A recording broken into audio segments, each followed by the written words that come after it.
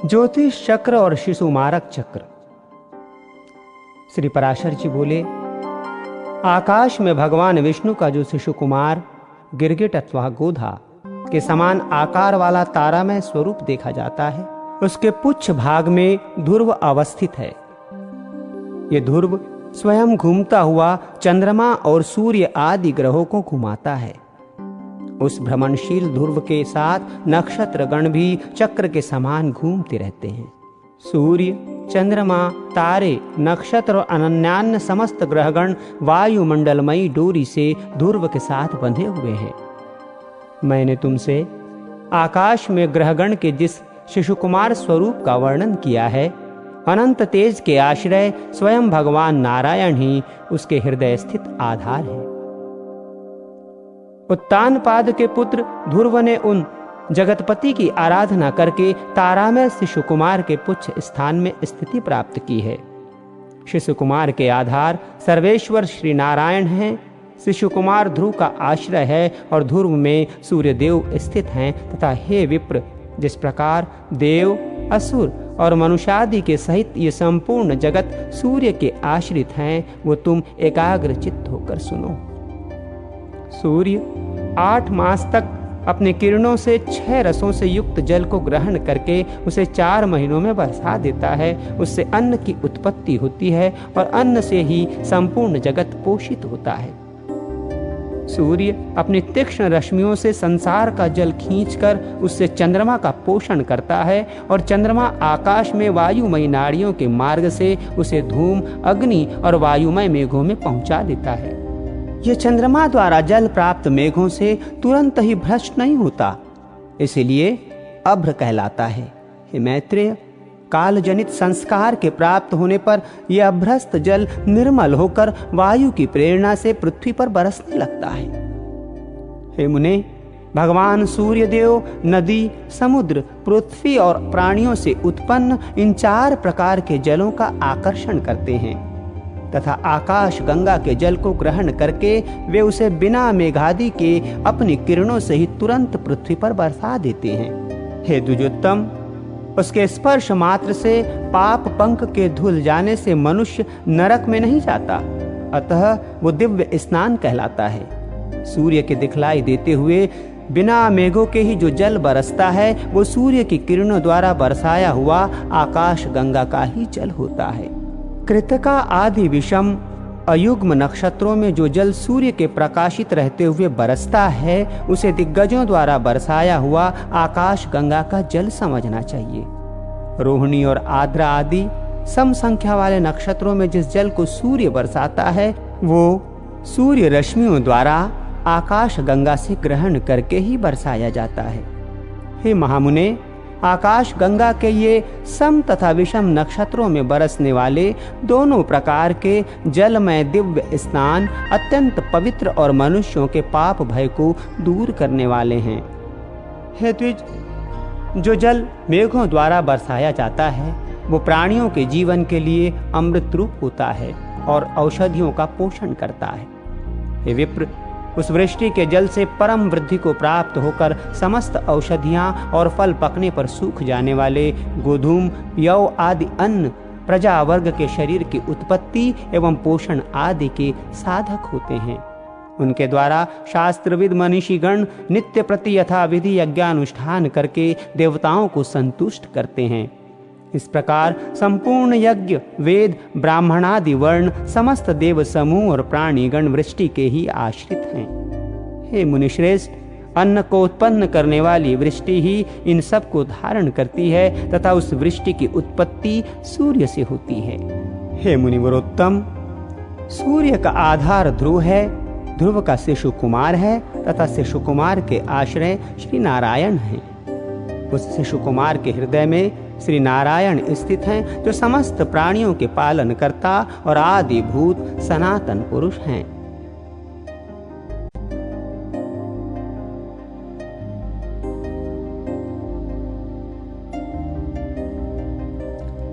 द्वादश सूर्यों के नाम एवं अधिकारियों का वर्णन। श्री पराशर जी बोले, आरोह और अवरोह के द्वारा सूर्य की 1 वर्ष में जितनी गति है, उस संपूर्ण मार्ग की दोनों काष्ठाओं का अंतर 180 मंडल है। सूर्य का रथ प्रतिमास भिन्न भिन्न आदित्य, ऋषि, गंधर्व, अप्सरा, यक्ष, सर्प और राक्षस गणों से अधिष्ठित होता है।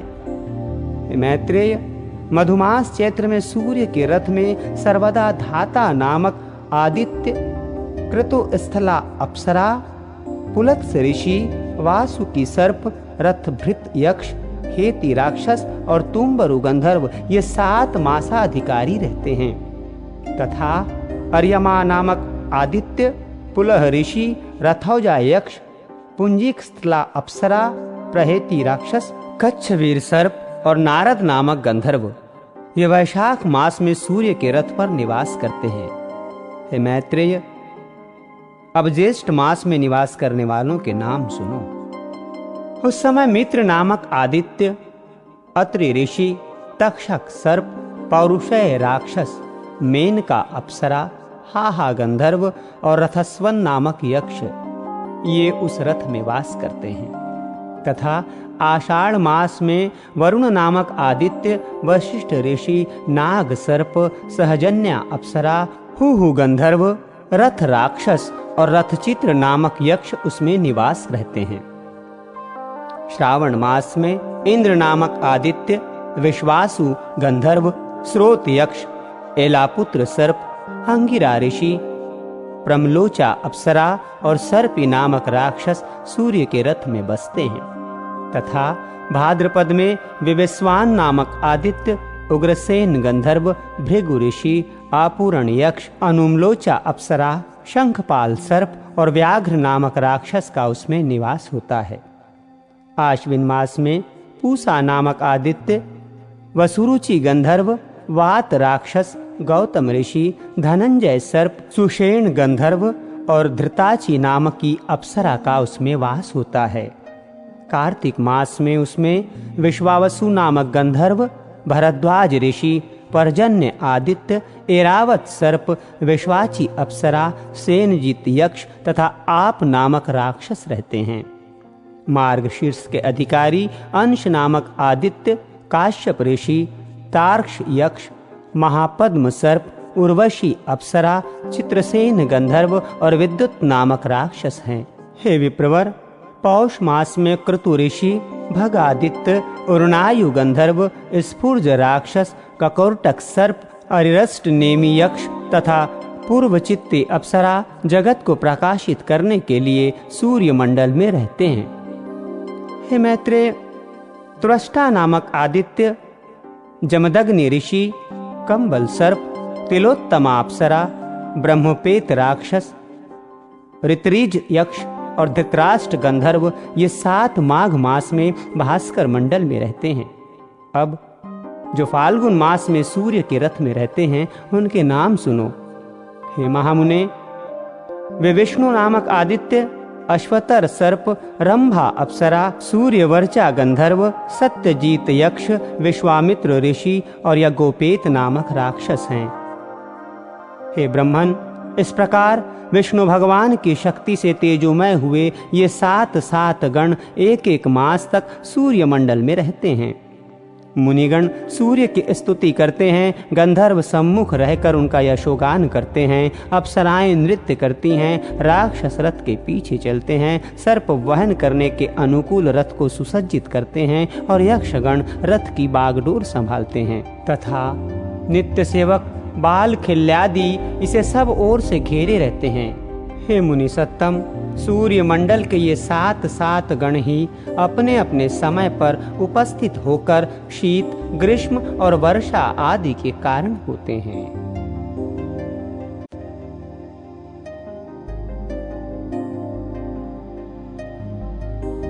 सूर्य शक्ति एवं वैष्णवी शक्ति का वर्णन। श्री मैत्रेय जी बोले, भगवान, आपने जो कहा कि सूर्य मंडल में स्थित 7 गण शीत ग्रीष्म आदि के कारण होते हैं, सो मैंने सुना। हे गुरु, आपने सूर्य के रथ में स्थित और विष्णु शक्ति से प्रभावित गंधर्व, सर्प, राक्षस, ऋषि, बाल खिल्यादि, अप्सरा तथा यक्षों के तो पृथक पृथक व्यापार बतलाए, किंतु हे मुने, ये नहीं बतलाया कि सूर्य का कार्य क्या है। यदि सातों गण ही शीत, ग्रीष्म और वर्षा के करने वाले हैं तो फिर सूर्य का क्या प्रयोजन है? और ये कैसे कहा जा सकता है कि वृष्टि सूर्य से होती है? यदि 7 गणों का ये वृष्टि आदि कार्य समान ही है तो सूर्य उदय हुआ, अब मध्य में है, अब अस्त होता है, ऐसा लोग क्यों कहते हैं? श्री पराशर जी बोले, हे मैत्रेय, जो कुछ तुमने सुना है उसका उत्तर सुनो। सूर्य 7 गणों में से ही एक है, तथापि उनमें प्रधान होने से उनकी विशेषता है।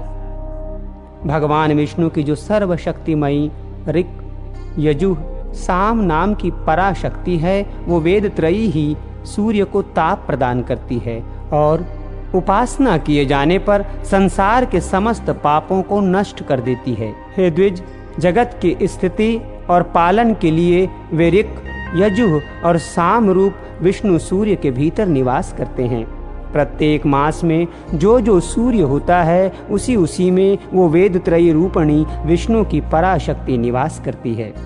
पूर्वान्न में ऋक्, मध्याह्न में वह धृतरांदी यजुः तथा सायंकाल में साम श्रुतियां सूर्य की स्तुति करती हैं। ये ऋक्, यजुः, साम रूपिणी वेद त्रयी भगवान विष्णु का ही अंग है।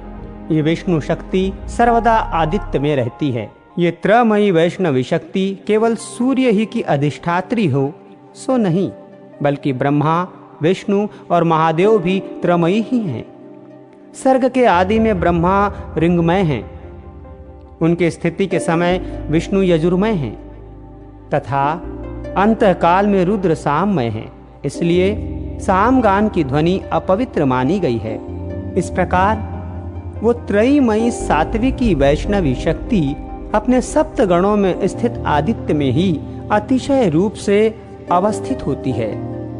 उससे अधिष्ठित सूर्य देव भी अपनी प्रखर रश्मियों से अत्यंत प्रज्वलित होकर संसार के संपूर्ण अंधकार को नष्ट कर देते हैं।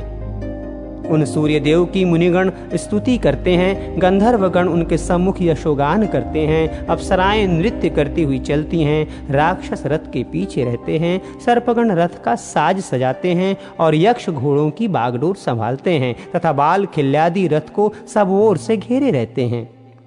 त्रयी शक्ति रूप भगवान विष्णु का न कभी उदय होता है और न अस्त, अर्थात वे स्थायी रूप से सदा विद्यमान रहते हैं।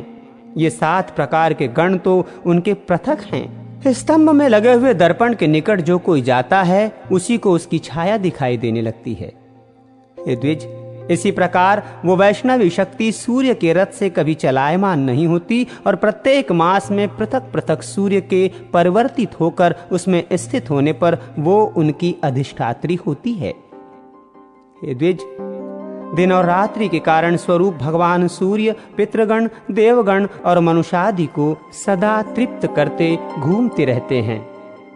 सूर्य की जो सुषुम्ना नाम की किरण है उससे शुक्ल पक्ष में चंद्रमा का पोषण होता है और फिर कृष्ण पक्ष में उस अमृतमय चंद्रमा की एक एक कला का देवगण निरंतर पान करते हैं। हे द्विज, कृष्ण पक्ष के क्षय होने पर चतुर्दशी के अनंतर 2 कला युक्त चंद्रमा का पितृगण पान करते हैं। इस प्रकार सूर्य द्वारा पितृगण का तर्पण होता है। सूर्य अपनी किरणों से पृथ्वी से जितना जल खींचता है उन सबको प्राणियों की पुष्टि और अन्न की वृद्धि के लिए बरसा देता है। उससे भगवान सूर्य समस्त प्राणियों को आनंदित कर देते हैं और इस प्रकार वे देव, मनुष्य और पितृगण आदि सभी का पोषण करते हैं। हे मैत्रेय, इस रीति से सूर्य देव देवताओं की पाक्षिक, पितृगण की मासिक तथा मनुष्यों की नित्य प्रति तृप्ति करते रहते हैं।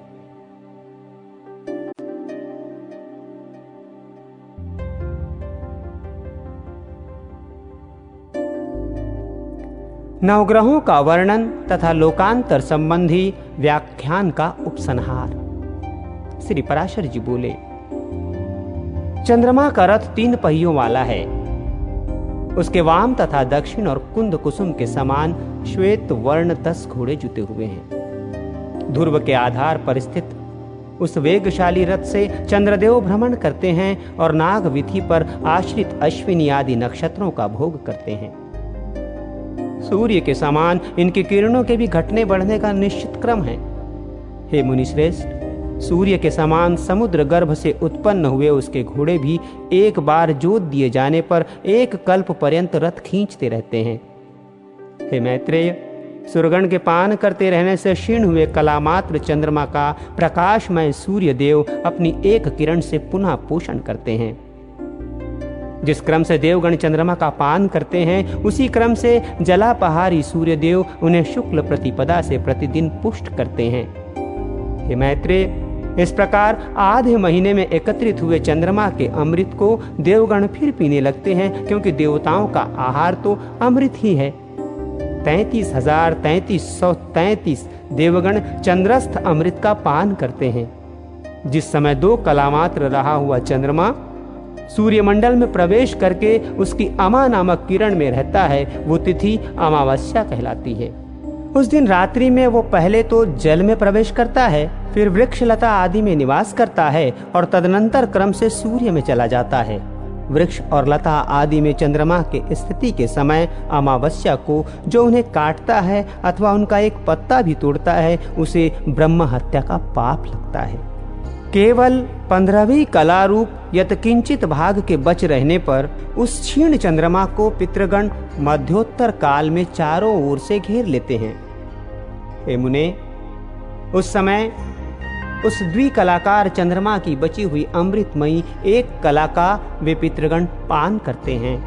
अमावस्या के दिन चंद्र रश्मि से निकले हुए उस सुधामृत का पान करके अत्यंत तृप्त हुए सौम्य, बहिर्षद और अग्निष्ठाता 3 प्रकार के पितृगण 1 मास पर्यंत संतुष्ट रहते हैं। इस प्रकार चंद्रदेव शुक्ल पक्ष में देवताओं की और कृष्ण पक्ष में पितृगण की पुष्टि करते हैं तथा अमृतमय शीतल जल कणों से लता वृक्षादि का लता औषध आदि उत्पन्न करके तथा अपनी चंद्रिका द्वारा आह्लादित करके वे मनुष्य, पशु और कीट पतंगादि सभी प्राणियों का पोषण करते हैं। चंद्रमा के पुत्र बुध का रथ वायु और अग्निमय द्रव्य का बना हुआ है और उसमें वायु के समान वेगशाली 8 पिशंग वर्ण घोड़े जुते हुए हैं। वरुथ, अनुकर्ष, उपासंग और पताका तथा पृथ्वी से उत्पन्न हुए घोड़ों के सहित शुक्र का रथ भी अति महान है तथा मंगल का अति शोभायमान सुवर्ण निर्मित महान रथ भी अग्नि से उत्पन्न हुए पद्मराग मणि के समान अरुण वर्ण 8 घोड़ों से युक्त है। जो 8 पांडुर वर्ण घोड़ों से युक्त सुवर्ण का रथ है, उसमें वर्ष के अंत में प्रत्येक राशि में बृहस्पति जी विराजमान होते हैं। आकाश से उत्पन्न हुए विचित्र वर्ण घोड़ों से युक्त रथ में आरूढ़ होकर मंदगामी शनैश्वर जी धीरे धीरे चलते हैं। राहु का रथ धूसर मटियाले वर्ण का है, उसमें भ्रमर के समान कृष्ण वर्ण 8 घोड़े जुते हुए हैं। हे मैत्रेय, एक बार जोत दिए जाने पर वे घोड़े निरंतर चलते रहते हैं। चंद्र पर्वो पूर्णिमा पर ये राहु सूर्य से निकलकर चंद्रमा के पास आता है तथा सौर पर्वो अमावस्या पर ये चंद्रमा से निकलकर सूर्य के निकट जाता है। इसी प्रकार केतु के रथ के वायु वेगशाली 8 घोड़े भी पुलाल के धुएं किसी आभा वाले तथा लाख के समान लाल रंग के हैं। हे महाभाग, मैंने तुमसे ये नवोग्रहों के रथों का वर्णन किया। ये सभी वायुमयी डोरी से ध्रुव के साथ बंधे हुए हैं।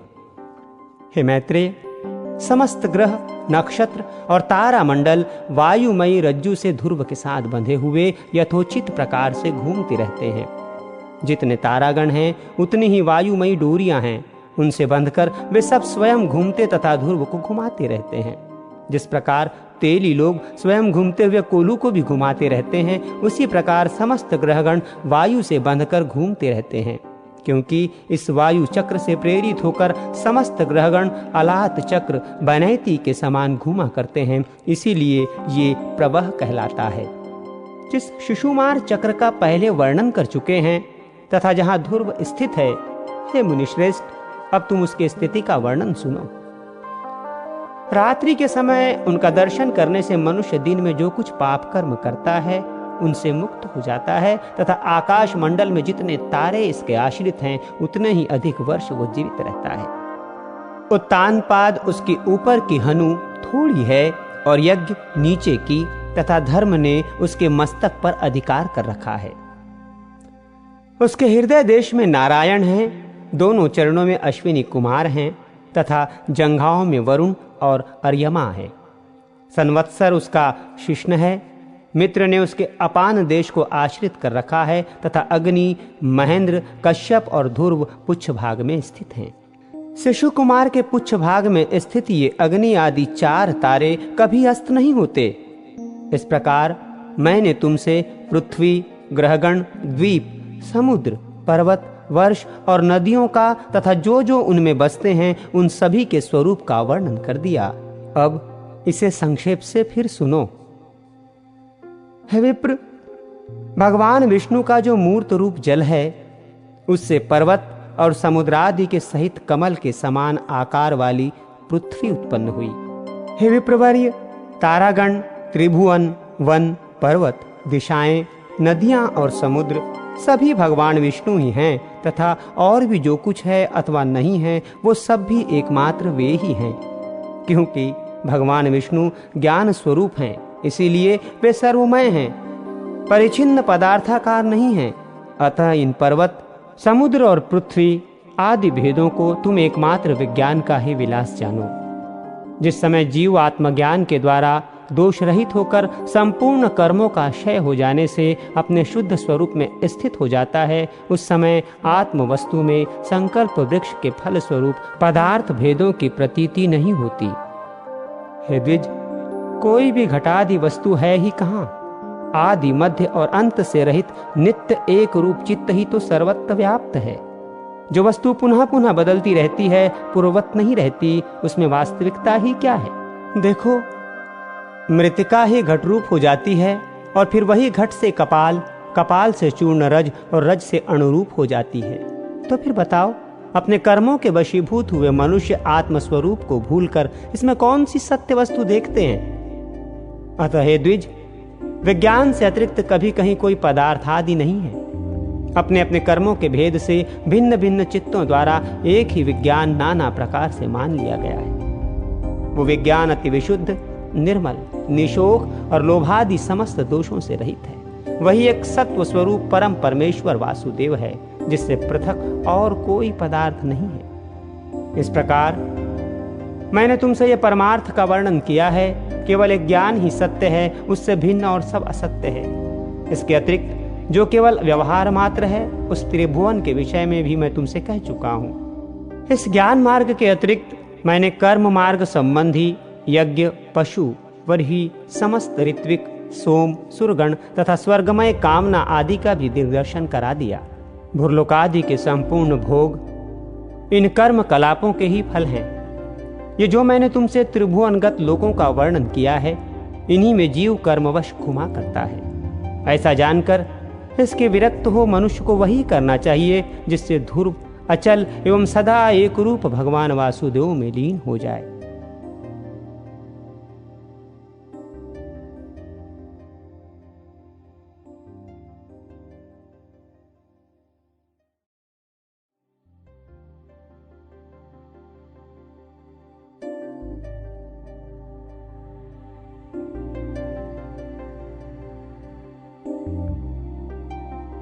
भरत चरित्र।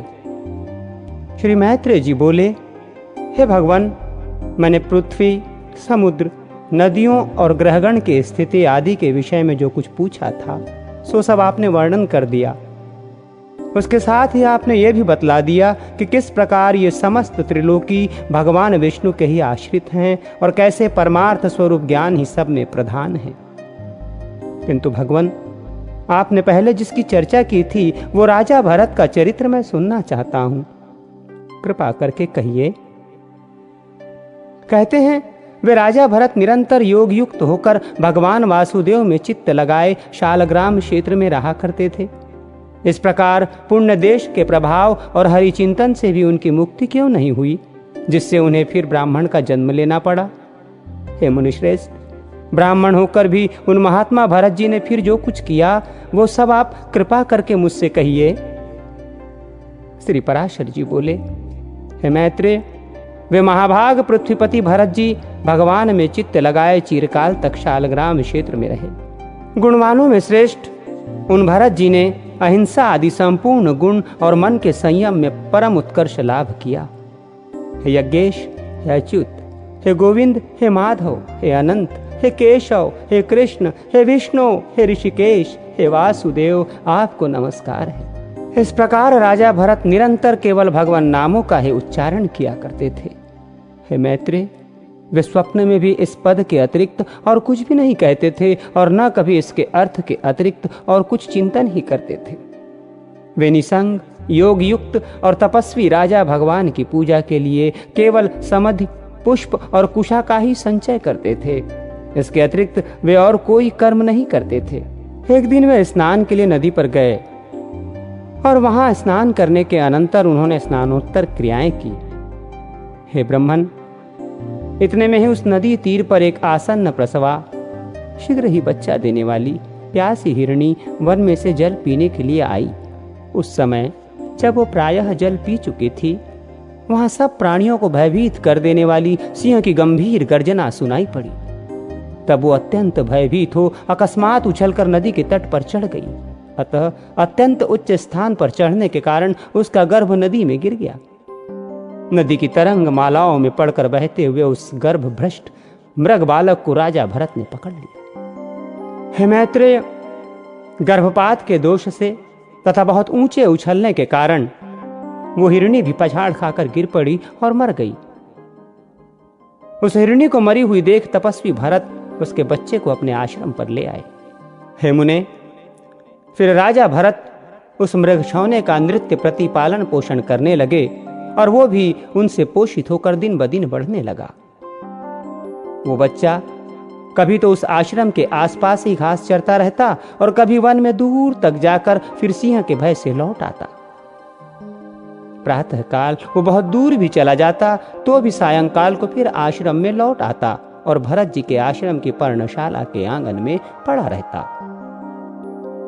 हे द्विज, इस प्रकार कभी पास और कभी दूर रहने वाले उस मृग में ही राजा का चित्त सर्वदा आसक्त रहने लगा।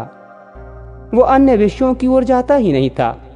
जिन्होंने संपूर्ण राजपाट और अपने पुत्र तथा बंधु बांधवों को छोड़ दिया था, वे ही भरत जी उस हिरण के बच्चे पर अत्यंत ममता करने लगे। उसे बाहर जाने के अनंतर यदि लौट आने में देर हो जाती तो वे मन ही मन सोचने लगते, अहो, उस बच्चे को आज किसी भेड़िए ने तो नहीं खा लिया, किसी सिंह के पंजे में तो आज नहीं पड़ गया। वो देखो, उसके खुरों के चिन्हों से यह पृथ्वी कैसे चित्रित हो रही है। मेरी ही प्रसन्नता के लिए उत्पन्न हुआ वो मृगछौना न जाने आज कहाँ रह गया है।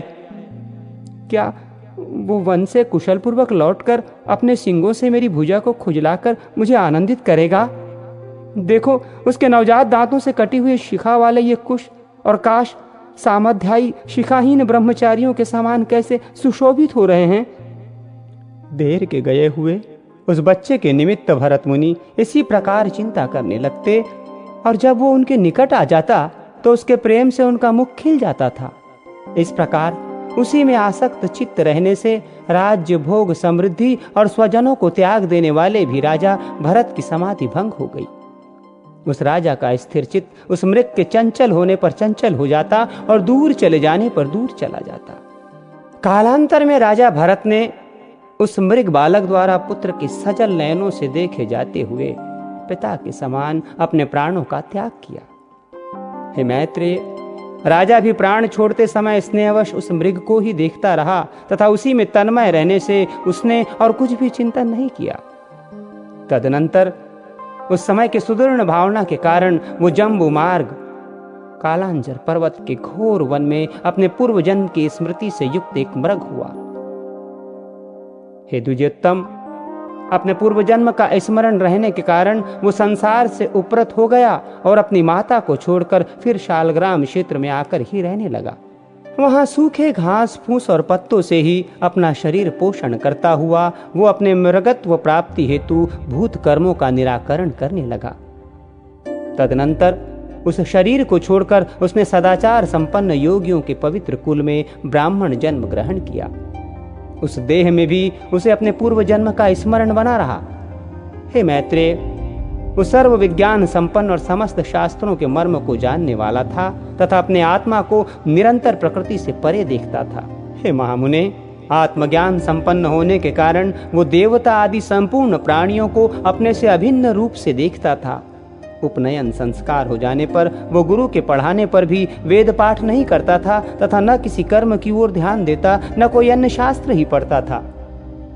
जब कोई उससे बहुत कुछ पूछताछ करता तो जड़ के समान कुछ असंस्कृत, असार एवं ग्रामीण वाक्यों से मिले हुए वचन बोल देता। निरंतर मैला कुचैला शरीर, मलिन वस्त्र और अपरिमार्जित दंत युक्त रहने के कारण वो ब्राह्मण सदा अपने नगर निवासियों से अपमानित होता रहता था। हे मैत्रेय, योग ऋषि के लिए सबसे अधिक हानिकारक सम्मान ही है। जो योगी अन्य मनुष्यों से अपमानित होता है वो शीघ्र ही सिद्धि लाभ कर लेता है। अतः योगी को सन्मार्ग को दूषित न करते हुए ऐसा आचरण करना चाहिए जिससे लोग अपमान करें और संगति से दूर रहें। हिरण्यगर्भ के इस सार युक्त वचन को स्मरण रखते हुए वे महामती विप्रवर अपने आप को लोगों में जड़ और उन्मत्त सा ही प्रकट करते थे। कुलमाश, जौ आदि, धान, शाक, जंगली फल अथवा कण आदि जो कुछ भक्ष्य मिल जाता, उस थोड़े सो को भी बहुत मान कर वे उसी को खा लेते और अपना कालक्षेप करते रहते। फिर पिता के शांत हो जाने पर उनके भाई बंधु उनका सड़े गले अन्न से पोषण करते हुए उनसे खेती बाड़ी का कार्य कराने लगे। वे बैल के समान पुष्ट शरीर वाले और कर्म से जड़वत निष्ठेष्ट थे। अतः केवल आहार मात्र ही से वे सब लोगों के यंत्र बन जाते थे, अर्थात सभी लोग उन्हें आहार मात्र देकर अपना अपना काम निकाल लिया करते थे। उन्हें इस प्रकार संस्कार शून्य और ब्राह्मण वेश के विरुद्ध आचरण वाला देख रात्रि के समय पृषतराज के सेवकों ने बलि की विधि से सुसज्जित कर काली का बलि पशु बनाया। किंतु इस प्रकार एक परम योगेश्वर को बलि के लिए उपस्थित देख महाकाली ने एक तीक्ष्ण खड्ग ले उस क्रूर कर्मा राज सेवक का गला काट डाला और अपने पार्षदों सहित उसका तीखा रुधिर पान किया। तदनंतर एक दिन महात्मा सौवीर राज कहीं जा रहे थे। उस समय उनके बेगारियों ने समझा कि ये भी बेगार के ही योग्य हैं। राजा के सेवकों ने भी भस्म में छिपे हुए अग्नि के समान उन महात्मा का रंग ढंग देखकर उन्हें बेगार के योग्य समझा। हे द्विज, उन सौवीर राज ने मोक्ष धर्म के ज्ञाता महामुनि कपिल से ये पूछने के लिए कि इस दुखमय संसार में मनुष्यों का श्रेय किसमें है, शिविका पर चढ़कर इक्षुमती नदी के किनारे उन महर्षि के आश्रम पर जाने का विचार किया। तब राज सेवक के कहने से भरत मुनि भी उसकी पालकी को अन्य बेगारियों के बीच में लगकर वहन करने लगे। इस प्रकार बेगार में पकड़े जाकर अपने पूर्व जन्म का स्मरण रखने वाले संपूर्ण विज्ञान के एकमात्र पात्र वे विप्रवर अपने पापमय प्रारब्ध का क्षय करने के लिए उस शिबिका को उठाकर चलने लगे। वे बुद्धिमानों में श्रेष्ठ द्विजवर 4 हाथ भूमि देखते हुए मंद गति से चलते थे, किंतु उनके अन्य साथी जल्दी जल्दी चल रहे थे। इस प्रकार शिबिका की विषम गति देखकर राजा ने कहा, अरे शिबिका वाहकों, ये क्या करते हो, समान गति से चलो। किंतु फिर भी उसकी गति उसी प्रकार विषम देखकर राजा ने फिर कहा, अरे क्या है, इस प्रकार असमान भाव से क्यों चलते हो। राजा के बार बार ऐसे वचन सुनकर वे शिबिका वाहक भरत जी को दिखाकर कहने लगे, हम में से एक यही धीरे धीरे चलता है महाराज। राजा ने कहा, अरे तूने तो अभी मेरी शिबिका को थोड़ी ही दूर वहन किया है, इतने में ही थक गया। तू वैसे तो बहुत मोटा मुष्टंडा दिखाई देता है, फिर क्या तुझसे इतना भी श्रम नहीं सहा जाता। ब्राह्मण बोले, राजन, मैं ना मोटा हूं न मैंने आपकी शिबिका ही उठा रखी है। मैं थका भी नहीं हूं और न मुझे श्रम सहन करने की ही आवश्यकता है। राजा बोले, अरे तू तो प्रत्यक्ष ही मोटा दिखाई देता है। इस समय भी शिबिका तेरे कंधे पर रखी हुई है और बोझा ढोने से देहधारियों को श्रम होता ही है। ब्राह्मण बोले, राजन, तुम्हें प्रत्यक्ष क्या दिखाई दे रहा है, मुझे पहले यही बताओ। उसके बलवान अथवा अबलवान आदि विशेषणों की बात तो पीछे करना। तूने मेरी शिबिका का वहन किया है, इस समय भी वो तेरे ही कंधों पर रखी हुई है। तुम्हारा ऐसा कहना सर्वथा मिथ्या है। अच्छा मेरी बात सुनो। देखो, पृथ्वी पर तो मैंने पैर रखे हैं, पैरों के ऊपर जंघाएं हैं और जंघाओं के ऊपर दोनों उरु तथा उरुओं के ऊपर उदर है। उदर के ऊपर वक्षस्थल है, बाहु और कंधों की स्थिति है तथा कंधों के ऊपर यह शिबिका रखी है। इसमें मेरे ऊपर कैसे बोझा रहा? इस शिबिका में जिसे तुम्हारा कहा जाता है वो शरीर रखा हुआ है। वास्तव में तो तुम वहां शिबिका में हो और मैं यहां पृथ्वी पर हूं। ऐसा कहना सर्वथा मिथ्या है। हे राजन, मैं, तुम और अन्य भी समस्त जीव पंचभूतों से ही वहन किए जाते हैं तथा ये भूत वर्ग भी गुणों के प्रवाह में पड़कर ही बहा जा रहा है। हे पृथ्वीपते, ये सत्वादि गुण भी कर्मों के वशीभूत हैं और समस्त जीवों में कर्म अविद्या जन्य ही है। आत्मा तो शुद्ध, अक्षर, शांत, निर्गुण और प्रकृति से परे है तथा समस्त जीवों में वो एक ही ओतप्रोत है। अतः उसके वृद्धि अथवा क्षय कभी नहीं होते। हे नृप, जब उसके उपचय, वृद्धि, अपचय, क्षय ही नहीं होते तो तुमने ये बात किस युक्ति से कही कि तू मोटा है? यदि क्रमशः पृथ्वी, पाद, जंघा, कटी, उरु और उदर पर स्थित कंधों पर रखी हुई ये शिबिका मेरे लिए भार रूप हो सकती है तो उसी प्रकार तुम्हारे लिए भी तो हो सकती है, क्योंकि ये पृथ्वी आदि तो जैसे तुमसे पृथक है वैसे ही मुझ आत्मा से भी सर्वथा भिन्न है तथा इस युक्ति से तो अन्य समस्त जीवों ने भी केवल शिबिका ही नहीं बल्कि संपूर्ण पर्वत, वृक्ष, ग्रह और पृथ्वी आदि का भार उठा रखा है। हे राजन, जब प्रकृतिजन्य कारणों से पुरुष सर्वथा भिन्न है तो उसका परिश्रम भी मुझको कैसे हो सकता है? और जिस द्रव्य से यह शिबिका बनी हुई है उसी से यह आपका, मेरा अथवा और सबका शरीर भी बना है, जिसमें कि ममत्व का आरोप किया हुआ है। श्री पराशर जी बोले। ऐसा कहकर वे द्विजवर शिबिका को धारण किए हुए ही मौन हो गए और राजा ने भी तुरंत पृथ्वी पर उतरकर उनके चरण पकड़ लिए। राजा बोला, अहो द्विजराज, इस शिबिका को छोड़कर आप मेरे ऊपर कृपा कीजिए। प्रभो, कृपया बताइए, इस जड़वेश को धारण किए आप कौन हैं? हे विद्वन, आप कौन हैं? किस निमित्त से यहाँ आपका आना हुआ तथा आने का क्या कारण है, ये सब आप मुझसे कहिए। मुझे आपके विषय में सुनने की बड़ी उत्कंठा हो रही है प्रभु। ब्राह्मण बोले, हे राजन सुनो, मैं अमुक हूं, ये बात कही नहीं जा सकती और तुमने जो मेरे यहाँ आने का कारण पूछा सो आना जाना आदि सभी क्रियाएं कर्म फल के उपभोग के लिए ही हुआ करती हैं। सुख दुख का भोग ही देह आदि की प्राप्ति कराने वाला है तथा धर्माधर्म जन्य सुख दुखों को भोगने के लिए ही जीव देहादि धारण करता है। हे भूपाल, समस्त जीवों की संपूर्ण अवस्थाओं के कारण ये धर्म और अधर्म ही हैं। फिर विशेष रूप से मेरे आगमन का कारण तुम क्यों पूछते हो?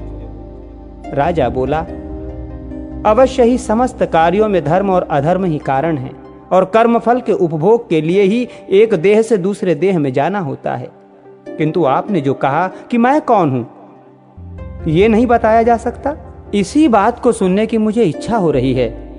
हे ब्रह्मन, जो है अर्थात जो आत्मा कर्ता भोक्ता रूप से प्रतीत होता हुआ सदा सत्ता रूप से वर्तमान है, वही मैं हूं।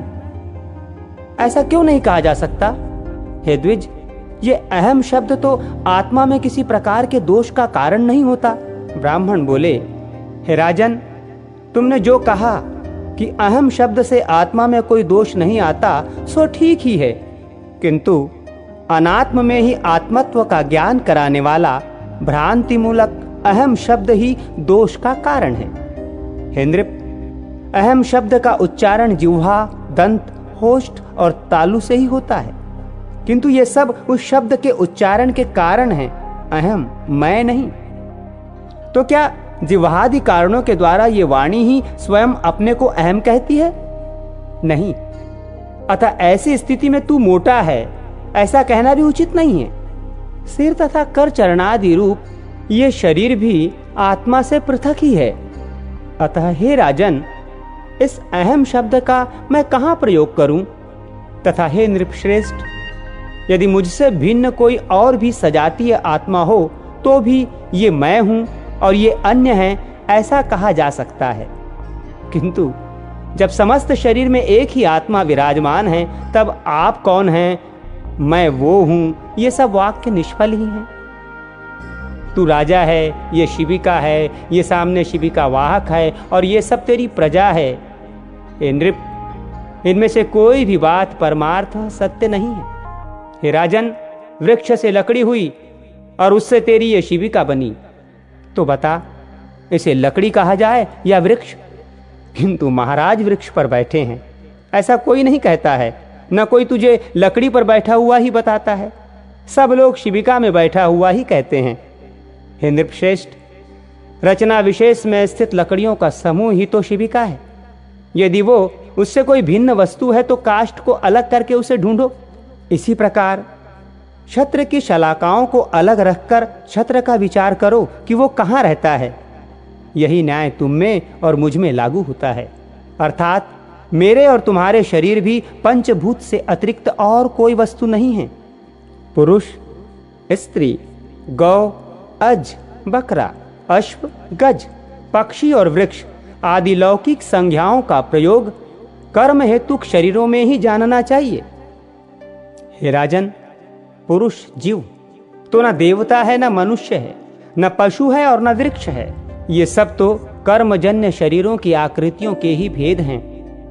लोक में धन, राजा, राजा के सैनिक तथा और भी जो जो वस्तुएं हैं, हे राजन, वे परमार्थ सत्य नहीं है, केवल कल्पनामय ही है। जिस वस्तु की परिमाणादि के कारण होने वाली कोई संज्ञा कालांतर में भी नहीं होती, वही परमार्थ वस्तु है। हे राजन, ऐसी वस्तु कौन सी है? तू अपने ही को देख। समस्त प्रजा के लिए तू राजा है, पिता के लिए पुत्र, शत्रु के लिए शत्रु है, पत्नी का पति है और पुत्र का पिता है। हे राजन, बतला मैं तुझे क्या कहूं? हे महीपते, तू क्या ये सिर है अथवा ग्रीवा है या पेट अथवा पादादि में से कोई है?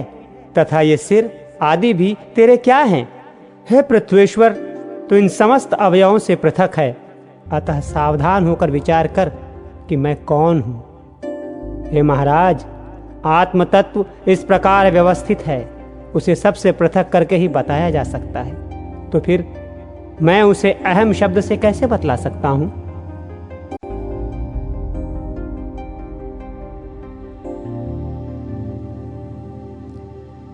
जड़ भरत और सौवीर नरेश का संवाद। श्री पराशर जी बोले, उनके ये परमार्थ में वचन सुनकर राजा ने विनयावनत होकर उन विप्रवर से कहा। राजा बोले, भगवान, आपने जो परमार्थ में वचन कहे हैं उन्हें सुनकर मेरी मनोवृत्तियां भ्रांत सी हो गई हैं। हे विप्र, आपने संपूर्ण जीवों में व्याप्त जिस असंग विज्ञान का दिग्दर्शन कराया है वो प्रकृति से परे ब्रह्म ही है, इसमें मुझे कोई संदेह नहीं है। परंतु आपने जो कहा कि मैं शिबिका को वहन नहीं कर रहा हूं, शिबिका मेरे ऊपर नहीं है, जिसने इसे उठा रखा है वो शरीर मुझसे अत्यंत पृथक है। जीवों की प्रकृति गुणों सत्व रज तम की प्रेरणा से होती है और गुण कर्मों से प्रेरित होकर प्रवृत्त होते हैं। इसमें मेरा कर्तव्य कैसे माना जा सकता है? हे परमार्थज्ञ, ये बात मेरे कानों में पड़ते ही मेरा मन परमार्थ का जिज्ञासु होकर बड़ा उतावला हो रहा है। हे द्विज, मैं तो पहले ही महाभाग कपिल मुनि से ये पूछने के लिए कि बताइए संसार में मनुष्यों का श्रेय किसमें है, उनके पास जाने को तत्पर हुआ हूँ, किंतु बीच में ही आपने जो वाक्य कहे हैं उन्हें सुनकर मेरा चित्त परमार्थ श्रवण करने के लिए आपकी ओर झुक गया है। हे द्विज, ये कपिल मुनि सर्वभूत भगवान विष्णु के ही अंश हैं। इन्होंने संसार का मोह दूर करने के लिए ही पृथ्वी पर अवतार लिया है, किंतु आप जो इस प्रकार भाषण कर रहे हैं उससे मुझे निश्चय होता है कि वे ही भगवान कपिल देव मेरे हित की कामना से यहाँ आपके रूप में प्रकट हो गए हैं। अतः हे द्विज, हमारा जो परम श्रेय हो वह आप मुझ विनीत से कहिए। हे प्रभो, आप संपूर्ण विज्ञान तरंगों के मानो समुद्र ही हैं। ब्राह्मण बोले, हे राजन, तुम श्रेय पूछना चाहते हो या परमार्थ? क्योंकि हे भूपते, श्रेय तो सब अपारमार्थिक ही हैं। हे नृप, जो पुरुष देवताओं की आराधना करके धन संपत्ति पुत्र और राज्यादि की इच्छा करता है उसके लिए तो वे ही परम श्रेय हैं। जिसका फल स्वर्गलोक की प्राप्ति है वो यज्ञात्मक कर्म भी श्रेय है। किंतु प्रधान श्रेय तो उसके फल की इच्छा न करने में ही है। अतः हे राजन, योग युक्त पुरुषों को प्रकृति आदि से अतीत उस आत्मा का ही ध्यान करना चाहिए, क्योंकि उस परमात्मा का संयोग रूप श्रेय ही वास्तविक श्रेय है। इस प्रकार श्रेय तो सैकड़ों हजारों प्रकार के अनेकों हैं, किंतु ये सब परमार्थ नहीं है। अब जो परमार्थ है सो सुनो। यदि धन ही परमार्थ है तो धर्म के लिए उसका त्याग क्यों किया जाता है, तथा इच्छित भोगों की प्राप्ति के लिए उसका व्यय क्यों किया जाता है? अतः वो परमार्थ नहीं है। हे नरेश्वर, यदि पुत्र को परमार्थ कहा जाए तो वो तो अन्य अपने पिता का परमार्थ भूत है, तथा उसका पिता भी दूसरे का पुत्र होने के कारण उस अपने पिता का परमार्थ होगा। अतः इस चराचर जगत में पिता का कार्य रूप पुत्र भी परमार्थ नहीं है, क्योंकि फिर तो सभी कारणों के कार्य परमार्थ हो जाएंगे। यदि संसार में राज्यादि की प्राप्ति को परमार्थ कहा जाए तो ये कभी रहते हैं और कभी नहीं रहते, अतः परमार्थ भी आगमापाई हो जाएगा। इसलिए राज्यादि भी परमार्थ नहीं हो सकते। यदि ऋक्, यजुः और साम रूप वेद त्रयी से संपन्न होने वाले यज्ञ कर्म को परमार्थ मानते हो तो उसके विषय में मेरा ऐसा विचार है, हे नृप, जो वस्तु कारण रूपा मृतिका का कार्य होती है वो कारण की अनुगामिनी होने से मृतिका रूप ही जानी जाती है। अतः जो क्रिया समिध, धृत और कुशा आदि नाशवान द्रव्यों से संपन्न होती है वो भी नाशवान ही होगी। किंतु परमार्थ को तो प्राज्ञ पुरुष अविनाशी बतलाते हैं और नाशवान द्रव्यों से निष्पन्न होने के कारण कर्म अथवा उनसे निष्पन्न होने वाले स्वर्ग आदि नाशवान ही है, इसमें संदेह नहीं। यदि फलाशा से रहित निष्काम कर्म को परमार्थ मानते हो तो वो तो मूर्ति रूप फल का साधन होने से साधन ही है, परमार्थ नहीं। यदि देहादि से आत्मा का पार्थक्य विचार कर उसके ध्यान करने को परमार्थ कहा जाए तो वो तो अनात्मा से आत्मा का भेद करने वाला है और परमार्थ में भेद है ही नहीं, अतः वो भी परमार्थ नहीं हो सकता। यदि परमात्मा और जीवात्मा के संयोग को परमार्थ कहे तो ऐसा कहना सर्वथा मिथ्या है, क्योंकि अन्य द्रवों से अन्य द्रव की एकता कभी नहीं हो सकती। अतः हे राजन, निसंदेह ये सब श्रेय ही है, परमार्थ नहीं। अब जो परमार्थ है वो मैं संक्षेप से सुनाता हूं, श्रवण करो। आत्मा एक व्यापक, सम, शुद्ध, निर्गुण और प्रकृति से परे है। वो जन्म, वृद्धि आदि से रहित, सर्वव्यापी और अव्यय है। हे राजन, वो परम ज्ञानमय है। असत, नाम और जाति आदि से उस सर्वव्यापक का संयोग न कभी हुआ है, न होगा। वो अपने और अन्य प्राणियों के शरीर में विद्यमान रहते हुए भी एक ही है।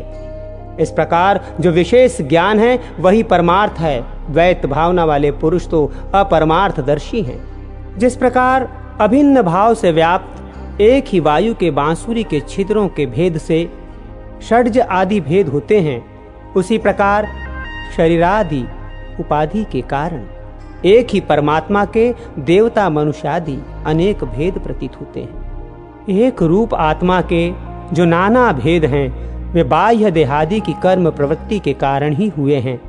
देवादि शरीरों के भेदक का निराकरण हो जाने पर वो नहीं रहता, उसकी उपस्थिति तो अविद्या के आवरण तक ही है।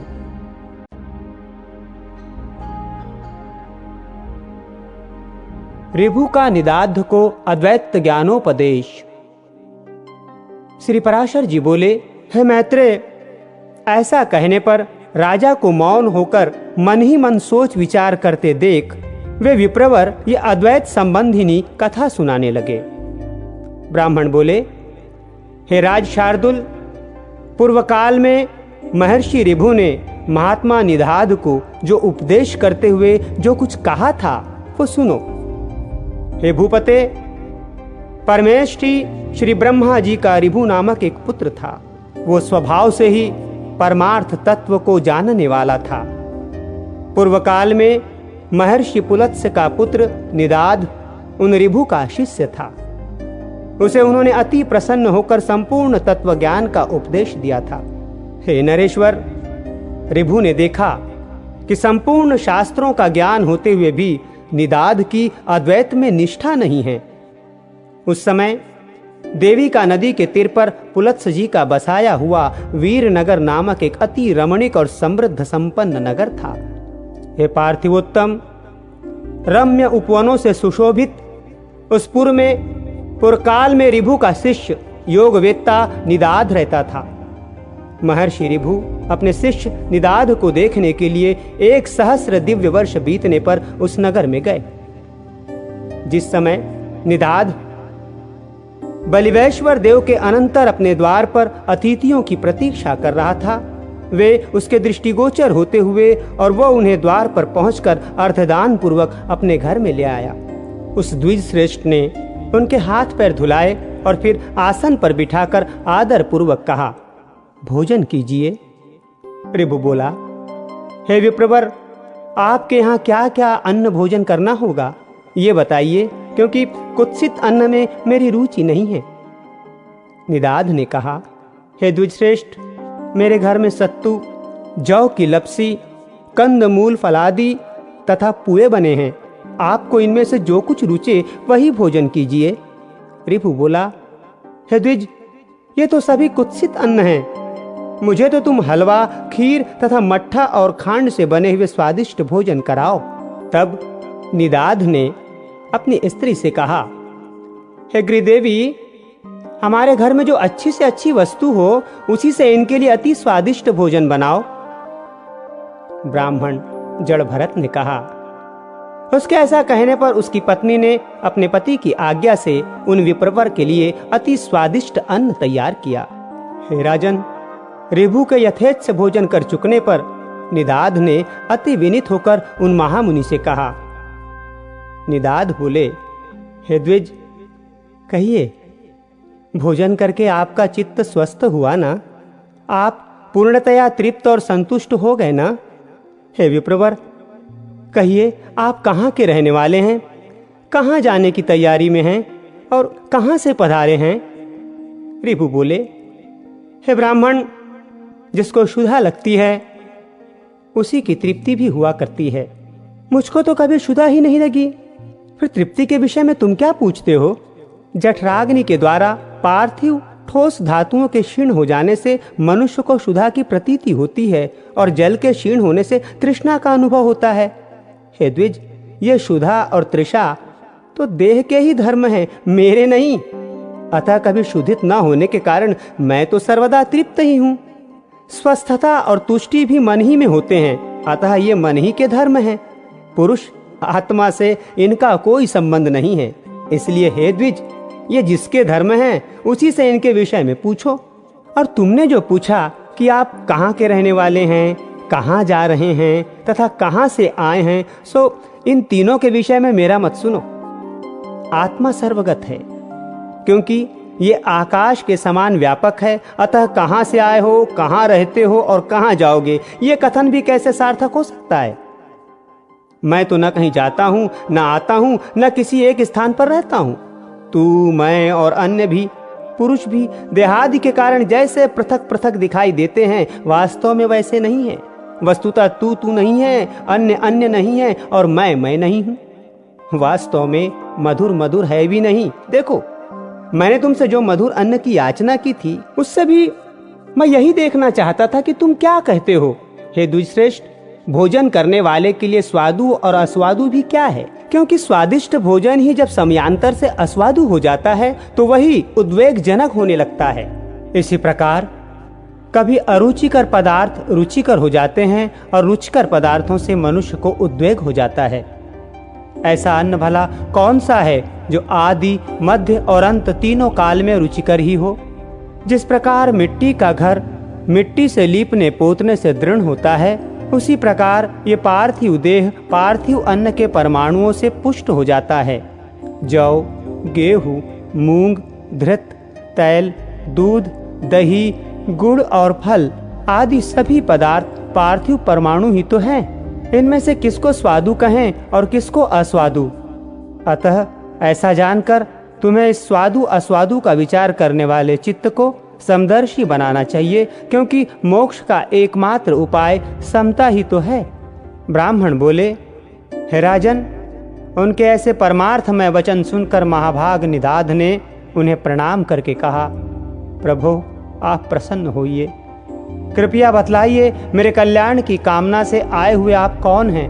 हे द्विज, आपके इन वचनों को सुनकर मेरा संपूर्ण मोह नष्ट हो गया है। ऋभु बोले, हे द्विज, मैं तेरा गुरु ऋभु हूँ, तुझको सद्विकेनी बुद्धि प्रदान करने के लिए ही यहाँ आया हूँ। अब मैं जाता हूँ। जो कुछ परमार्थ है वो मैंने तुझसे कह ही दिया है। इस परमार्थ तत्व का विचार करते हुए तो इस संपूर्ण जगत को एक वासुदेव परमात्मा का ही स्वरूप जान। इसमें भेदभाव बिल्कुल नहीं है। ब्राह्मण बोले। तदनंतर निदाध ने बहुत अच्छा कहकर उन्हें प्रणाम किया और फिर उससे परम भक्ति पूर्व पूजित हो ऋभु स्वेच्छा अनुसार चले गए।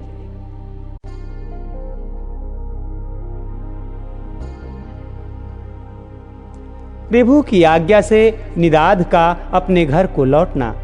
ब्राह्मण बोले, हे नरेश्वर, तदनंतर सहस्र वर्ष व्यतीत होने पर महर्षि ऋभु निदाध को ज्ञानोपदेश करने के लिए फिर उसी नगर को गए। वहां पहुंचने पर उन्होंने देखा कि वहां का राजा बहुत सी सेना आदि के साथ बड़ी धूमधाम से नगर में प्रवेश कर रहा है और वन से कुशा तथा समिध लेकर आया हुआ महाभाग निदाध जनसमूह से हटकर भूखा प्यासा दूर खड़ा है। निदाध को देखकर ऋभु उसके निकट गए और उसका अभिवादन करके बोले, हे द्विज, यहाँ एकांत में आप कैसे खड़े हैं? निदाध बोला, हे विप्रवर, आज इस अति रमणीक नगर में राजा जाना चाहता है, सो मार्ग में बड़ी भीड़ हो रही है, इसलिए मैं यहाँ खड़ा हूँ। ऋभु बोले, हे द्विज श्रेष्ठ, मालूम होता है कि आप यहाँ की सब बातें जानते हैं, अतः कहिए इनमें राजा कौन है और अन्य पुरुष कौन है? निदाध बोले, ये जो पर्वत के समान ऊंचे मत्त गजराज पर चढ़ा हुआ है वही राजा है तथा दूसरे लोग परिजन हैं। ऋभु बोले, आपने राजा और गज दोनों एक साथ ही दिखाए, किंतु इन दोनों के पृथक पृथक विशेष चिन्ह अथवा लक्षण नहीं बतलाए। अतः हे महाभाग, इन दोनों में क्या क्या विशेषताएं हैं ये बतलाइए। मैं ये जानना चाहता हूं कि इनमें कौन राजा है और कौन गज है। निदाध बोले, इनमें जो नीचे है वो गज है और उसके ऊपर राजा है। हे द्विज, इन दोनों का बाह्य वाहक संबंध है, इस बात को कौन नहीं जानता? ऋभु बोले, ठीक है, किंतु हे ब्रह्मन, मुझे इस प्रकार समझाइए जिससे कि मैं ये जान सकूं कि नीचे इस शब्द का वाच्य क्या है और ऊपर किसे कहते हैं। ब्राह्मण ने कहा। ऋभु के ऐसा कहने पर निदाध ने अकस्मात उनके ऊपर चढ़कर कहा, सुनिए, आपने जो पूछा है वही बतलाता हूं। इस समय राजा की भांति मैं तो ऊपर हूं और गज की भांति आप नीचे हैं। हे ब्राह्मण, आपको समझाने के लिए मैंने ये दृष्टांत दिखलाया है। ऋभु बोले, हे द्विजश्रेष्ठ, यदि आप राजा के समान हैं और मैं गज के समान हूं तो ये बताइए कि आप कौन हैं और मैं कौन हूं? ब्राह्मण ने कहा। ऋभु के ऐसा कहने पर निदाध ने तुरंत ही उनके दोनों चरण पकड़ लिए और कहा, निश्चय ही आप आचार्य चरण महर्षि ऋभु हैं। हमारे आचार्य जी के समान अद्वैत संस्कार युक्त चित्त और किसी का नहीं है। अतः मेरा विचार है कि आप हमारे गुरुजी ही आकर उपस्थित हुए हैं।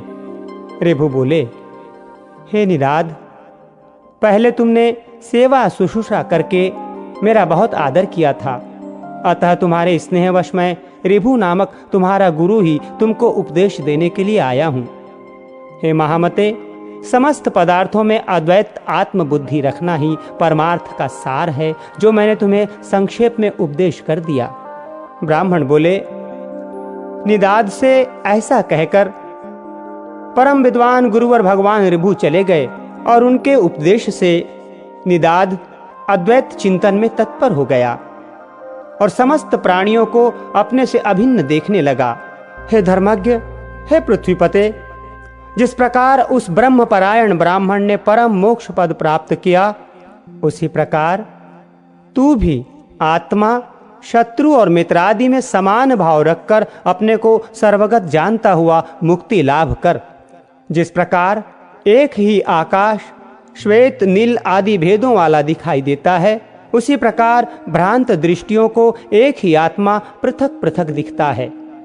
इस संसार में जो कुछ है वो सब एक आत्मा ही है और वो अविनाशी है, उससे अतिरिक्त और कुछ भी नहीं है। मैं, तू और ये सब आत्म स्वरूप ही हैं, अतः भेद ज्ञान रूप मोह को छोड़। श्री पराशर जी बोले। उनके ऐसा कहने पर सौवीर राज ने परमार्थ दृष्टि का आश्रय लेकर भेद बुद्धि को छोड़ दिया और वे जातिस्मर ब्राह्मण श्रेष्ठ भी बोध युक्त होने से उसी जन्म से मुक्त हो गए। इस प्रकार महाराज भरत के इतिहास के इस सारभूत वृत्तांत को जो पुरुष भक्ति पूर्व कहता या सुनता है, उसकी बुद्धि निर्मल हो जाती है, उसे कभी आत्मविस्मृति नहीं होती और वो जन्म जन्मांतर में मुक्ति की योग्यता प्राप्त कर लेता है।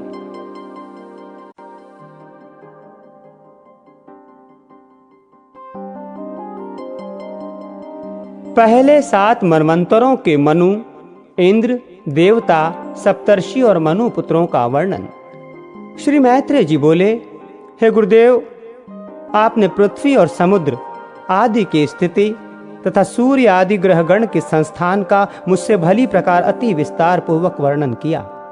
आपने देवता आदि तथा ऋषिगणों की सृष्टि तथा चातुर वर्ण एवं तिर्यक योनिगत जीवों की उत्पत्ति का भी वर्णन किया।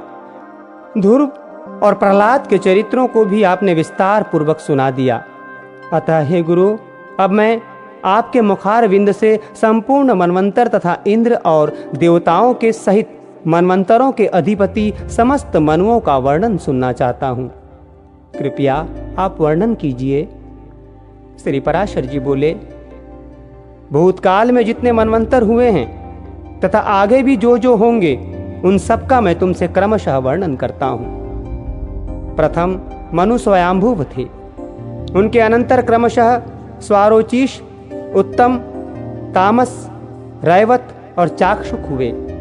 ये 6 मनु पूर्व काल में हो चुके हैं। इस समय सूर्य पुत्र वैवस्त मनु हैं, जिनका ये 7वां मनवंतर वर्तमान है। कल्प के आदि में जिस स्वयंभुव मनवंतर के विषय में मैंने कहा है, उसके देवता और सप्तर्षियों का तो मैं पहले ही यथावत वर्णन कर चुका हूँ। अब आगे मैं स्वारोचिष मनु के मनवंतराधिकारी देवता, ऋषि और मनुपुत्रों का स्पष्टतया वर्णन करूंगा। हे मैत्रेय, स्वारोचिष मनवंतर में पारावत और तुषित गण देवता थे। महाबली विपश्चित देवराज इंद्र थे। ऊर्ज, स्तंभ, प्राण, वात, प्रशभ, निरय और परिवान ये उस समय सप्तर्षि थे तथा चैत्र और किम पुरुष आदि स्वारोचिष मनु के पुत्र थे। इस प्रकार तुमसे द्वितीय मनवंतर का वर्णन कर दिया। अब उत्तम मनवंतर का विवरण सुनो। हे ब्रह्मन, तीसरे मनवंतर में उत्तम नामक मनु और सुशांति नामक देवाधिपति इंद्र थे। उस समय सुधाम, सत्य, जप, प्रतदर्न और वशवर्ती ये 5 12 देवताओं के गण थे तथा वशिष्ठ जी के 7 पुत्र सप्तर्षि गण और अज, परशु एवं दीप्त आदि उत्तम मनु के पुत्र थे। तामस मनवंतर में सुपार, हरि, सत्य और सुधी ये 4 देवताओं के वर्ग थे और इनमें से प्रत्येक वर्ग में 27 देवगण थे। 100 अश्वमेघ यज्ञ वाला राजा शिवी इंद्र था तथा उस समय जो सप्तर्षि गण थे उनके नाम मुझसे सुनो। ज्योतिर्धामा, पृथु, काव्य, चैत्र, अग्नि, वनक और पीवर ये उस मनवंतर के सप्तर्षि थे तथा नर, ख्याति, केतुरूप और जानुजंग आदि तामस मनु के महाबली पुत्र ही उस समय राज्याधिकारी थे। हे मैत्रेय, 5वें मनवंतर में रैवत नामक मनु और विभु नामक इंद्र हुए तथा उस समय जो देवगण हुए उनके नाम सुनो। इस मनवंतर में 14 देवताओं के अमिताभ, भूतरय, बैकुंठ और सुमेधा नामक गण थे। हे विप्र, इस रैवत मनवंतर में हिरण्यरोमा, वेदश्री, उदरबाहु, वेदबाहु, सुधामा, पर्जन्य और महामुनि ये 7 सप्तऋषि गण थे। हे मुनि सत्तम, उस समय रैवत मनु के महावीरशाली पुत्र बलबंधु, संभाव्य और सत्यक आदि राजा थे। हे मैत्रेय, स्वारोचिष, उत्तम, तामस और रैवत, ये 4 मनु राजा प्रियव्रत के वंशधर कहे जाते हैं। राजर्षि प्रियव्रत ने तपस्या द्वारा भगवान विष्णु की आराधना करके अपने वंश में उत्पन्न हुए इन 4 मनवंतराधिपों को प्राप्त किया था। छठे मनवंतर में चाक्षुक नामक मनु और मनोजव नामक इंद्र थे। उस समय जो देवगण थे उनके नाम सुनो। उस समय आप्य, प्रसूत, भव्य, पृथुक और लेख, ये 5 प्रकार के महानुभाव देवगण वर्तमान थे और इनमें से प्रत्येक गण में 8-8 देवता थे। उस मनवंतर में सुमेधा, वीरजा, हविष्मान, उत्तम, मधु, अतिनामा और सहिष्णु, ये 7 सप्तर्षि थे तथा चाक्षुक के अति बलवान पुत्र उरु, पुरु और शतधुम्न आदि राज्याधिकारी थे। हे विप्र, इस समय 7वें मनवंतर में सूर्य के पुत्र महातेजस्वी और बुद्धिमान श्राद्ध देवजी मनु हैं। हे महामुने, इस मनवंतर में आदित्य, वसु और रुद्र आदि देवगण हैं तथा पुरंदर नामक इंद्र है। इस समय वशिष्ठ, काश्यप, अत्रि, जगदग्नि, गौतम, विश्वामित्र और भरद्वाज, ये 7 सप्तर्षि हैं तथा व्यवस्तव मनु के इक्ष्वाकु, नृग, धृष्ट, शर्यति, नरिष्यंत, नाभाग, अरिष्ट, करुष और पृषघ्र, ये अत्यंत लोक प्रसिद्ध और धर्मात्मा 9 पुत्र हैं। समस्त मनवंतरों में देवरूप से स्थित भगवान विष्णु की अनुपम और सत्व प्रधानना शक्ति ही संसार की स्थिति में उनकी अधिष्ठात्री होती है। सबसे पहले स्वयंभू मनवंतर में मानस देव यज्ञ पुरुष उस विष्णु शक्ति के अंश से ही आकुति के गर्भ से उत्पन्न हुए थे। फिर स्वारोचिष मनवंतर के उपस्थित होने पर वे मानस देव श्री अजित ही तुषित नामक देवगणों के साथ तुषिता से उत्पन्न हुए। फिर उत्तम मनवंतर में वे तुषित देव ही देव श्रेष्ठ सत्यगण के सहित सत्य रूप से सत्या के उदर से प्रकट हुए। तामस मनवंतर के प्राप्त होने पर वे हरिनाम देवगण के सहित हरि रूप से हरिया के गर्भ से उत्पन्न हुए। तत्पश्चात वे देवश्रेष्ठ हरि रैवत मनवंतर में तत्कालीन देवगण के सहित संभूति के उदर से प्रकट होकर मानस नाम से विख्यात हुए तथा चाक्षुक मनवंतर में वे पुरुषोत्तम भगवान वैकुंठ नामक देवगणों के सहित वैकुंठा से उत्पन्न होकर वैकुंठ कहलाए। और हे द्विज, इस व्यवस्थव मनवंतर के प्राप्त होने पर भगवान विष्णु कश्यप जी द्वारा आदिति के गर्भ से वामन रूप होकर प्रकट हुए। उन महात्मा वामन जी ने अपनी 3 डगों से संपूर्ण लोकों को जीतकर ये निष्कंटक त्रिलोकी इंद्र को दे दी थी तथा विश्वकर्मा ने उनके तेज को शांत कर दिया। उन्होंने सूर्य को भ्रमियंत्र सान पर चढ़ाकर उनका तेज छांटा, किंतु वे उस अक्षुण्ण तेज का केवल अष्टमांश ही क्षीण कर सके। हे मुनि सत्तम, सूर्य के जिस जाज्वल्यमान वैष्णव तेज को विश्वकर्मा ने छांटा था वो पृथ्वी पर गिरा। उस पृथ्वी पर गिरे हुए सूर्य तेज से ही विश्वकर्मा ने विष्णु भगवान का चक्र, शंकर का त्रिशूल, कुबेर का विमान, कार्तिकेय की शक्ति बनाई तथा अन्य देवताओं के भी जो जो शस्त्र थे उन्हें उससे पुष्ट किया। जिस छाया संज्ञा के पुत्र दूसरे मनु का ऊपर वर्णन कर चुके हैं वो अपने अग्रज मनु का सवर्ण होने से सावीर्ण कहलाया। हे महाभाग, सुनो, अब मैं उनके इस सार्वणिक नाम 8वें मनवंतर का जो आगे होने वाला है वर्णन करता हूँ। हे मैत्रेय, ये सावर्णी ही उस समय मनु होंगे तथा सुतप, अमिताभ और मुख्य गण देवता होंगे। उन देवताओं का प्रत्येक गण 20-20 का समूह कहा जाता है। हे मुनि सत्तम, अब मैं आगे होने वाले सप्तर्षि भी बतलाता हूं। उस समय दीप्तिमान, गालव, राम, कृप, द्रोणपुत्र अश्वत्थामा, मेरे पुत्र व्यास और 7वें सृष्य श्रृंग, ये सप्तर्षि होंगे तथा पाताल लोकवासी विरोचन के पुत्र बलि श्री विष्णु भगवान की कृपा से तत्कालीन इंद्र और सावर्णी मनु के पुत्र विरजा, उर्विवान, एवं निर्मोक आदि तत्कालीन राजा होंगे। हे मुने, 90 मनु दक्षसावर्णी होंगे। उनके समय पार, मरीचि गर्भ और सुधर्मा नामक 3 देववर्ग होंगे, जिनमें से प्रत्येक वर्ग में 12-12 देवता होंगे। तथा हे द्विज, उनका नायक महापराक्रमी अद्वित नामक इंद्र होगा। सवन, द्वितीमान, भव्य, वसु, मेघातिथि, ज्योतिष्मान और 7वें सत्य, ये उस समय के सप्तर्षि होंगे।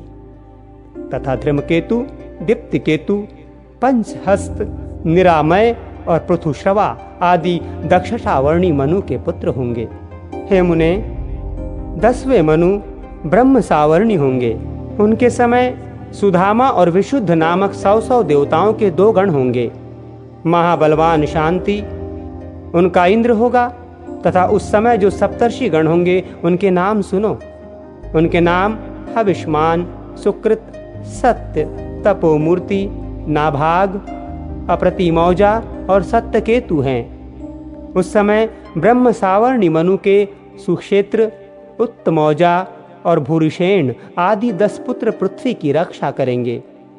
11वां मनु धर्म सावर्णी होगा। उस समय होने वाले देवताओं के विहंगम, कामगम और निर्वाणरति नामक मुख्य गण होंगे। इनमें से प्रत्येक में 30-30 देवता रहेंगे और वृष नामक इंद्र होगा। उस समय होने वाले सप्तर्षियों के नाम निःस्वर, अग्रितेजा, वपुष्मान, धृणी, आरुणि, हविष्मान और अनध हैं। तथा धर्म सावर्णी मनु के सर्वत्रग, सुधर्मा और देवानिक आदि पुत्र उस समय के राज्याधिकारी पृथ्वीपति होंगे। रुद्रपुत्र सावर्णी 12वां मनु होगा। उसके समय ऋतुधामा नामक इंद्र होगा। तथा तत्कालीन देवताओं के नाम ये हैं, सुनो। हे द्विज, उस समय 10-10 देवताओं के हरित, रोहित, सुमना, सुकर्मा और सुराप नामक 5 गण होंगे। तपस्वी सुतपा, तपोमूर्ति, तपोरति, तपोधृति, तपोद्विति तथा तपोधन, ये 7 सप्तर्षि होंगे। अब मनुपुत्रों के नाम सुनो। उस समय उस मनु के देववान, उपदेव और देवश्रेष्ठ आदि महावीर्यशाली पुत्र तत्कालीन सम्राट होंगे। हे मुने, 13वां रुचि नामक मनु होगा। इस मनवंतर में सुत्रामा, सुकर्मा और सुधर्मा नामक देवगण होंगे। इनमें से प्रत्येक में 33-33 देवता रहेंगे। तथा महाबलवान दिवसपति उनका इंद्र होगा। निर्मोह, तत्वदर्शी, निष्कंप, निरुत्सुक, धृतिमान, अव्यय और सुतपा, ये तत्कालीन सप्तर्षि होंगे। अब मनुपुत्रों के नाम भी सुनो। उस मनवंतर में चित्रसेन और विचित्र आदि मनुपुत्र राजा होंगे। हे मैत्रेय, 14वां मनु भौम होगा। उस समय शुचि नामक इंद्र और 5 देवगण होंगे। उनके नाम सुनो। वे चाक्षुष, पवित्र, कनिष्ठ, भ्राजिक और वाचावृद्ध नामक देवता हैं। अब तत्कालीन सप्तर्षियों के नाम भी सुनो। उस समय अग्निबाहु, शुचि, शुक्र, मागध, अग्निद, युक्त और जीत, ये सप्तर्षि होंगे। अब मनुपुत्रों के विषय में सुनो। हे मुनि शार्दुल, कहते हैं उस मनु के उरु और गंभीर बुद्धि आदि पुत्र होंगे, जो राज्याधिकारी होकर पृथ्वी का पालन करेंगे। प्रत्येक चतुर्युग के अंत में वेदों का लोप हो जाता है। उस समय सप्तर्षिगण ही स्वर्गलोक से पृथ्वी में अवतीर्ण होकर उनका प्रचार करते हैं। प्रत्येक सत्ययुग के आदि में मनुष्यों की धर्म मर्यादा स्थापित करने के लिए स्मृति शास्त्र के रचयिता मनु का प्रादुर्भाव होता है और उस मनवंतर के अंत पर्यंत तत्कालीन देवगण यज्ञ भागों को भोगते हैं तथा मनु के पुत्र और उनके वंशधर मनवंतर के अंत तक पृथ्वी का पालन करते रहते हैं। इस प्रकार मनु सप्तर्षि, देवता, इंद्र तथा मनुपुत्र राजागण ये प्रत्येक मनवंतर के अधिकारी होते हैं। हे द्विज, इन 14 मनवंतरों के बीत जाने पर एक सहस्र युग रहने वाला कल्प समाप्त हुआ कहा जाता है। हे साधु श्रेष्ठ, फिर इतने ही समय की रात्रि होती है। उस समय ब्रह्मरूपधारी श्री विष्णु भगवान प्रलयकालीन जल के ऊपर शेषशय्या पर शयन करते हैं। हे विप्र, तब आदिकर्ता सर्वव्यापक सर्वभूत भगवान जनार्दन संपूर्ण त्रिलोकी का ग्रास कर अपनी माया में स्थित रहते हैं। फिर प्रलय रात्रि का अंत होने पर प्रत्येक कल्प के आदि में अव्ययात्मा भगवान जागृत होकर रजोगुण का आश्रय कर सृष्टि की रचना करते हैं। ये द्विश्रेष्ठ मनुपुत्र, राजागण, इंद्र देवता तथा सप्तर्षि ये सब जगत का पालन करने वाले भगवान के सात्विक अंश हैं। हे मैत्रेय, स्थिति कारक भगवान विष्णु चारों युगों में जिस प्रकार व्यवस्था करते हैं सो सुनो। समस्त प्राणियों के कल्याण में तत्पर वे सर्वभूतात्मा सतयुग में कपिल आदि रूप धारण कर परम ज्ञान का उपदेश करते हैं। त्रेता युग में वे सर्वसमर्थ प्रभु चक्रवर्ती भूपाल होकर दुष्टों का दमन करके त्रिलोकी की रक्षा करते हैं। तदनंतर द्वापर युग में वे वेदव्यास रूप धारण कर एक वेद के 4 विभाग करते हैं और सैकड़ों शाखाओं में बांटकर उसका बहुत विस्तार कर देते हैं। इस प्रकार द्वापर में वेदों का विस्तार कर कलयुग के अंत में भगवान कल्कि रूप धारण कर दुराचारी लोगों को सन्मार्ग में प्रवृत्त करते हैं। इसी प्रकार अनंतात्मा प्रभु निरंतर इस संपूर्ण जगत के उत्पत्ति, पालन और नाश करते रहते हैं। इस संसार में ऐसी कोई वस्तु नहीं है जो उनसे भिन्न हो। हे विप्र, इहलोक और परलोक में भूत, भविष्य और वर्तमान जितने भी पदार्थ हैं वे सब महात्मा भगवान विष्णु से ही उत्पन्न हुए हैं। ये सब मैं तुमसे कह चुका हूँ। मैंने तुमसे संपूर्ण मनवंतरों और मनवंतराधिकारियों का वर्णन कर दिया है। कहो अब और क्या सुनाऊं।